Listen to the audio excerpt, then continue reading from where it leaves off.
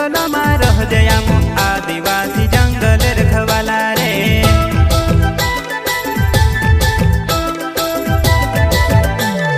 चल जंगल जमीन काजे पूजे रे आदिवासी दुनिया ने रखवाला रे। बाप देव खतरी काजे पूजे रे आदिवासी सबसे निराला रे।